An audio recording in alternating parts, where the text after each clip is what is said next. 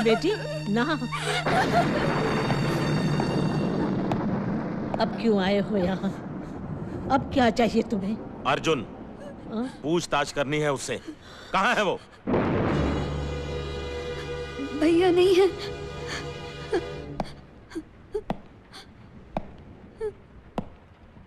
तुम उस दिन मुझ पर हंसी थी ना, तो मुझे बिल्कुल बुरा नहीं लगा था। लेकिन जब कोई आदमी झूठ बोलता है तो मुझे बहुत बुरा लगता है। चलो। नहीं, नहीं, छोड़ो, छोड़ो, छोड़ो, छोड़ो, नहीं, नहीं, दादी माँ, दादी माँ, दादी माँ।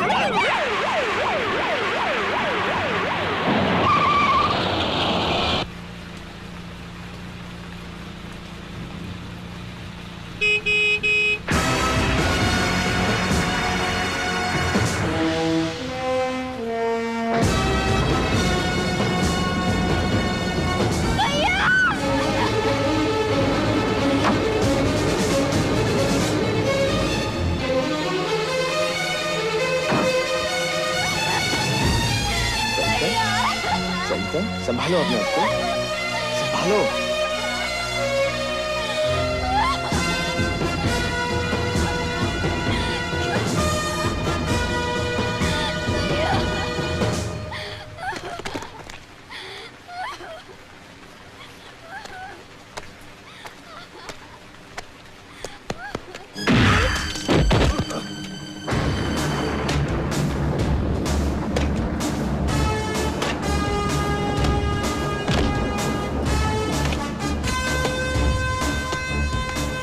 किससे पूछ कर दाखिल हुआ था मेरे घर में?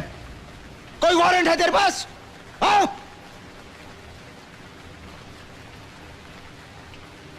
मैं तुझे जिंदा छोड़ रहा हूं इस वर्दी की वजह से। मैं इस वर्दी की बहुत इज्जत करता हूं क्योंकि मेरे पापा पहना करते थे इसे।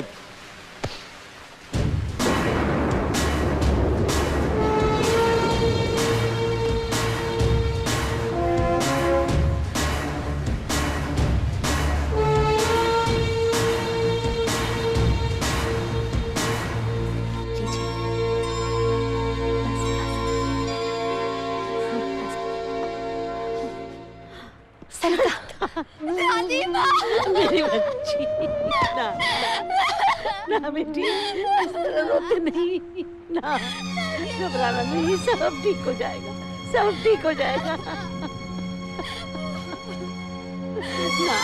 ना मेरी बच्ची, ना, हे भगवान।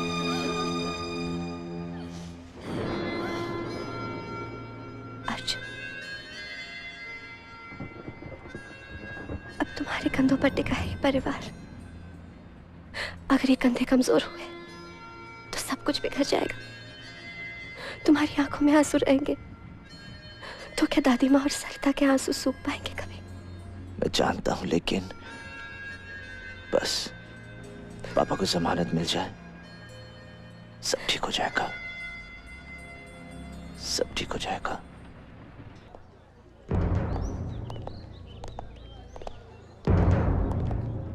माँ, बेटे, ये सब कैसे हो गया? तुम्हें ये लोग कहाँ ले जा रहे हैं उदय? हाँ, हमें छोड़कर मत जाओ उदय।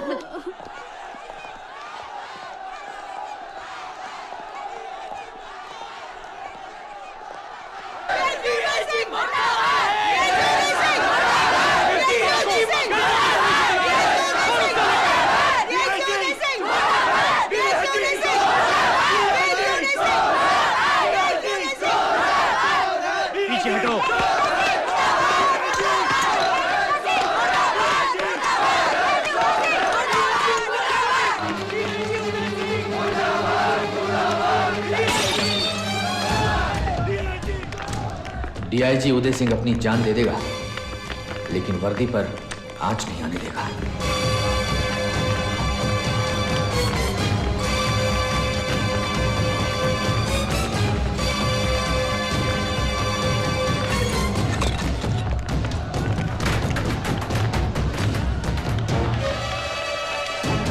पापा! पापा!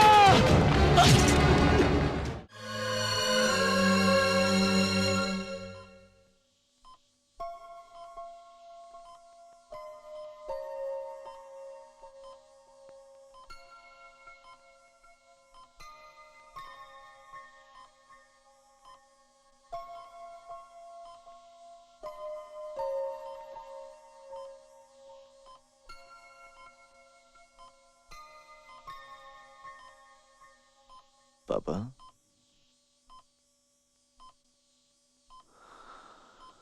पापा,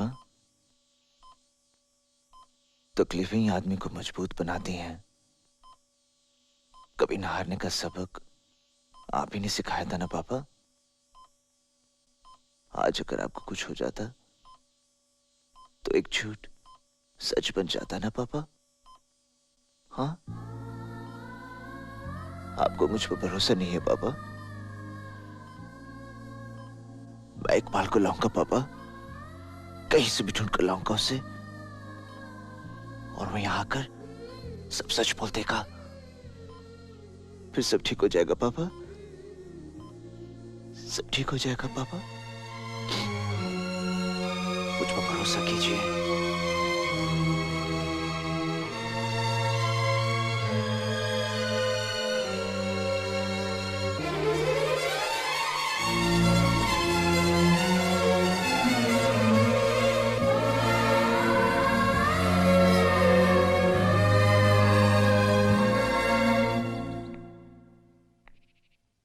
तुमने कह तो दिया,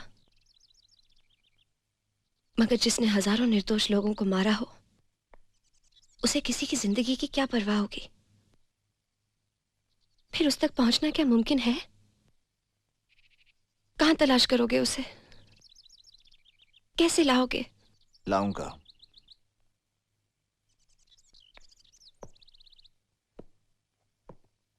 मैं उसे ढूंढ कर लाऊंगा। Hello, collector's office. हेलो, मैं पीएमएफ से बोल रहा हूं।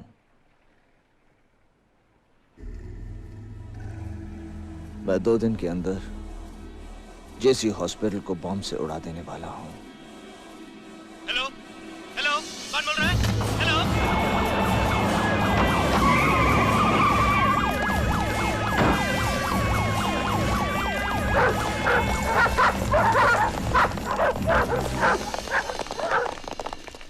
सर, आज हॉस्पिटल में अचानक इतनी सिक्योरिटी की वजह? कोई नेता या मंत्री एडमिट होने वाला जी है? नहीं, ऐसी कोई बात नहीं है। पीएमएफ ने इस हॉस्पिटल को बम से उड़ाने की धमकी दी है। ये सिर्फ धमकी भी तो हो सकती है। हो सकता है ये सिर्फ धमकी हो, मगर हम किसी भी तरह का रिस्क लेना नहीं चाहते। आखिर उसकी मांग क्या है? उस दिन तो उसने स्पष्ट नहीं किया, परंतु अब 2 दिन के भीतर वो अपनी मांग से मुझे अवगत कराएगा। आप पत्रकारों से प्रार्थना है कि जनता में भ्रम उत्पन्न न होने। अर्जुन, तुमने तो कहा था कि तुमने कलेक्टर को फोन किया है ताकि पीएमएफ से तुम्हें कोई कांटेक्ट कर सके, जिसके जरिए तुम इकबाल तक पहुंच सको। तो फिर ये स्वामी सत्यानंद बीच में क्या कर रहा है? और ये झूठ क्यों बोल रहा है कि तुमने इसे फोन किया? कुछ समझ में नहीं आ रहा कि स्वामी का इस मामले से क्या लेना देना है। कुछ ना कुछ गड़बड़ तो जरूर है, पता करना होगा।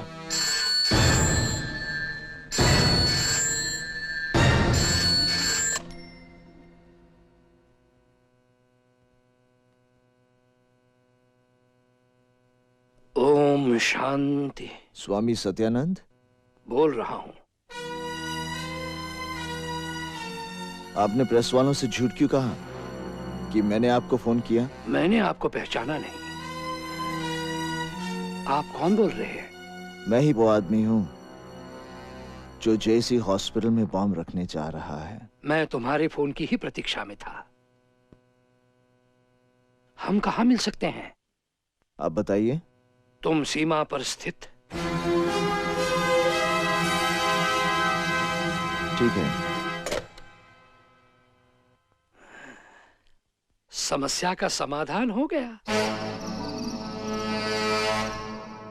अर्जुन, अब भी सोच लो, अगर सत्यानंद ने खुद आने की बजाय पुलिस को भेज दिया तो? आरती, अगर पुलिस आ गई तो सत्यानंद सही है, लेकिन अगर पुलिस की जगह दूसरे लोग आ गए तब?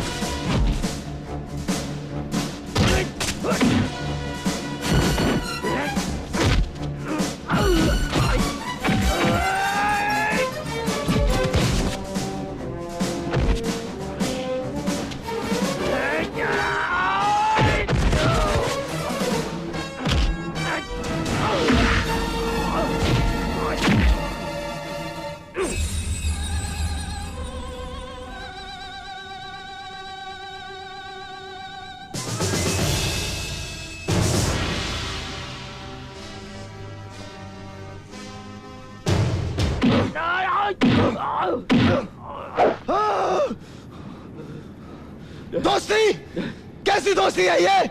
हम एक दूसरे के लिए जान देते थे और आज एक दूसरे की जान लेने के लिए तैयार है। क्या यही दोस्ती है? हाँ, लोगों की हिफाजत करने की कसम खाई थी तूने, तबाही फैलाने वालों को तबाह करने का वादा किया था तूने, इस देश की मिट्टी से जन्म लिया तूने और आज तू इसी देश को तबाह कर देना चाहता है।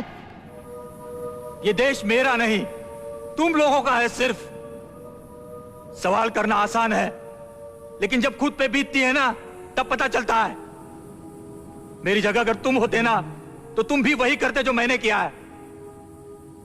मेरी बहादुरी, मेरे फर्ज, मेरे ईमान, इनके बदले में क्या मिला पता है तुझे? मेरी खुशी, मेरे ख्वाब, मेरी उम्मीदें सब लहूलुहान कर दिए गए। बम रख दिया गया यहां और बम नाकाम करने में माहिर मैं अपने दिल पे रखे बम को नाकाम नहीं कर सका। खतरे के वक्त सबसे अहम चीज होती है बम की डीकोडिंग करना। हम आरडीएक्स की डीकोडिंग के बारे में कल चर्चा करेंगे। Class dismissed.